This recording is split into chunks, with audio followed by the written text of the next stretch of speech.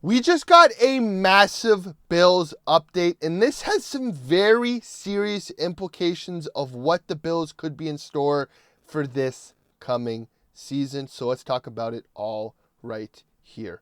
Hello, everybody. Welcome to Bills Digest. I'm your host, Anthony Senicar, and it is off-season time, so you know what that means. Training camps around the corners.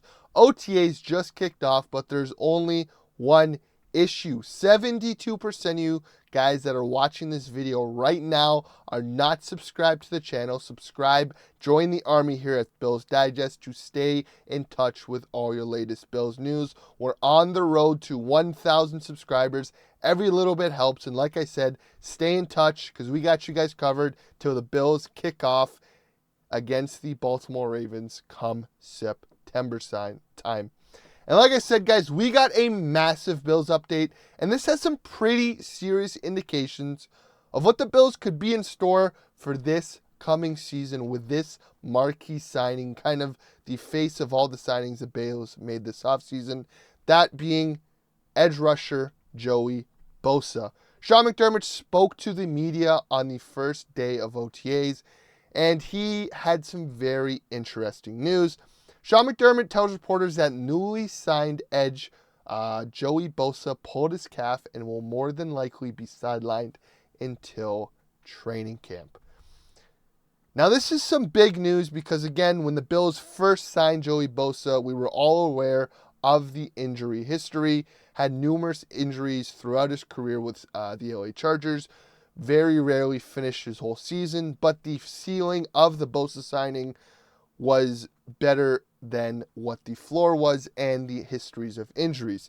Just having a quick look at all the injuries, again, you have a laundry list of issues and injuries that came with the Chargers, from his leg to his hamstring to his calf to his thigh to his hand to his head, concussions, out 9 weeks, out 2 weeks, out 12 weeks, out 4 weeks.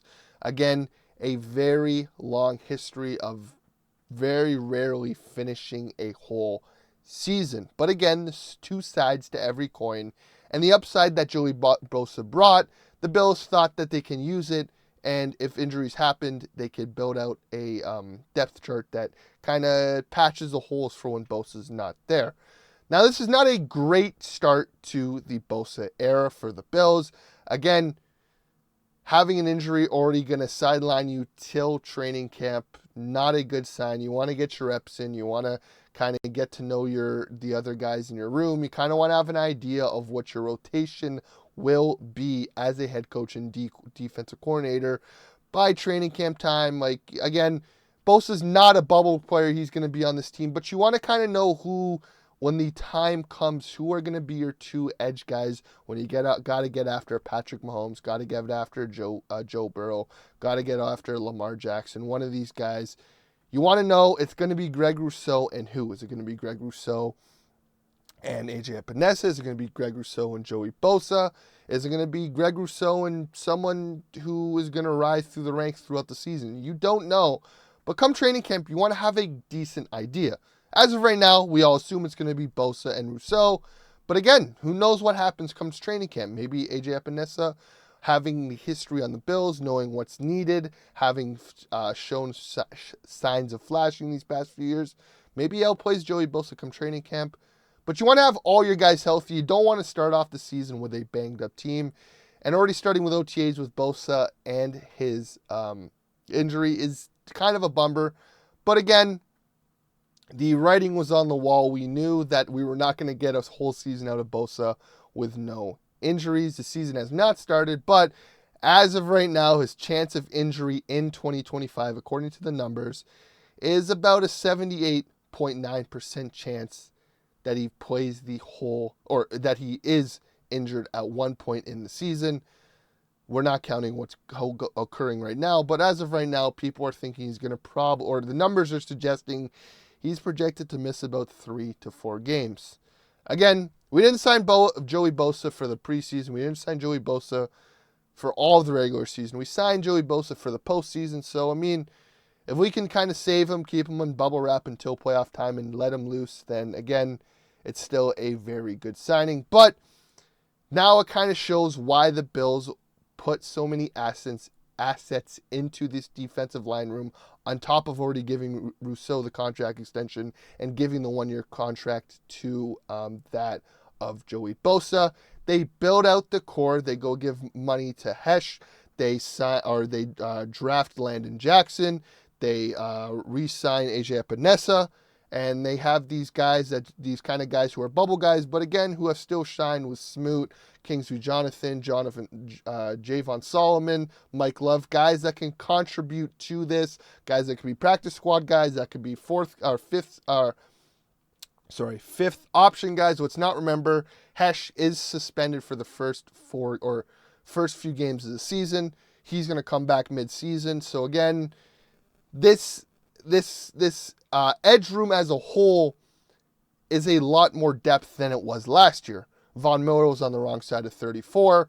Greg Rousseau was still very good, but still, like I've been saying, he needs that guy opposite of him, and I think Joey Bosa is the perfect complement to that. And again, you had AJ Epinesa, and it kind of fell off after that. Now you go draft Landon Jackson, who again some had as a first-round talent, or first or second-round talent. You get him in the third round. You get Michael Hoysh, who is someone who reminds me a lot of a Lorenzo Alexander, who can rush the passer, who can drop back in coverage, and it gives you flexibility to develop these younger guys like the Smoots, and the Javon Solomons. You still have AJ Epinesa, who is a cornerstone in this edge room, someone who's been here for a while, knows what needs to be done, a great run stuffer, and in his own respect has very big splash plays and splash games. You add Joey Bosa to that, who was kind of an on and off player with injuries, and the depth is way better than last year. Joey Bosa will end up playing for the Bills at one point. I think this is a small injury. It sucks at what it is, but it's not a major story like it would be come mid-season. It is, again, only OTAs. Training camp hasn't even hit yet. It would be nice to have Bosa there for voluntary OTAs, minicamp, and all that. But if he's there at St. John Fisher come training camp, this story will not be a non-factor like it would be if it was week 4, week 5, and we're already having Bosa with injuries. But the Bosa signing is going to be a plus. This depth of this edge rusher room is very good, and I think it will end up being okay. But let me know your thoughts below, guys. Are you guys already concerned about Joey Bosa now with this injury, or do you think this will be a bigger factor come week 1, week 2, if we're already having injuries popping up with Joey Bosa? Let me know your thoughts below. As always, guys, please subscribe. Like I said, it's off-season time. We got you guys covered here at Bills Digest. We're on the road to 1,000 subscribers, so subscribe, stay in touch, stay informed, because the Bills' home opener against the Baltimore Ravens is just around the corner. It is coming very soon. Trust me, it will be here before you expect it. So subscribe here at Bills Digest to stay in touch with all your latest Bills news. And like I always say, guys, go Bills.